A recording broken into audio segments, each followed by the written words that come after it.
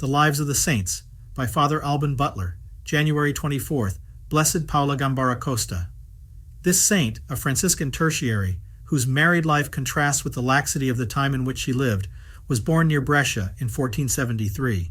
Later on, strange and incredible things were told about the piety that the Blessed showed since her childhood.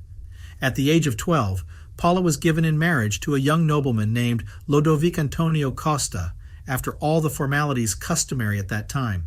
Blessed Angelo de Chivasso, a famous Franciscan who was consulted on the case, declared that despite the maiden's repugnance, she was called by God to marriage. The marriage took place with all the pomp befitting the high rank of the two families. The chroniclers tell that even the wheels of the carriages were gilded. One of the authentic documents that remain to us about the Blessed is the life plan that she submitted to Blessed Angelo for his approval during her first days of marriage. The wife had to get up every day at dawn to pray and recite the Rosary. Then she would go to the local Franciscan church where she would hear 2 masses. In the afternoon, she recited the office of Our Lady, and before going to bed, she recited another Rosary and her night prayers. She also devoted some time to spiritual reading. She fasted on the eve of the feasts of the Blessed Virgin and certain other feasts, and went to confession every fortnight. But the most revealing norm of her life plan is the following: I will always obey my husband, I will not take his defects badly, and I will do everything I can so that no one will notice them. The Blessed had her first child in 1488, shortly after her 15th birthday, but it was not long before difficulties arose. The first thing that annoyed the Blessed's husband was his inveterate habit of giving large sums of money to the poor.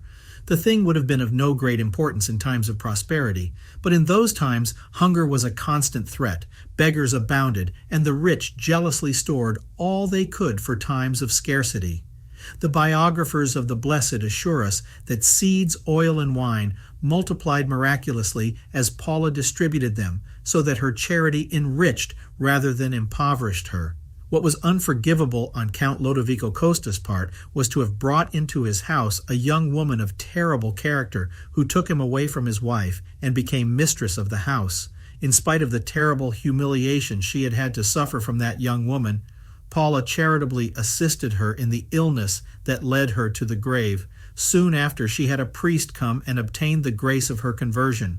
To illustrate the social conditions of the Borgia period, we will cite the fact that Paula was accused of having poisoned her rival because the latter had died with a swollen body and earlier than expected.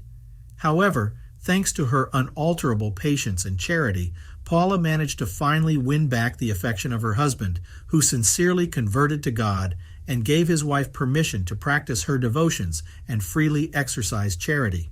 In addition to other austerities, Paula would rise at night to pray with her arms folded and kneeling on the floor.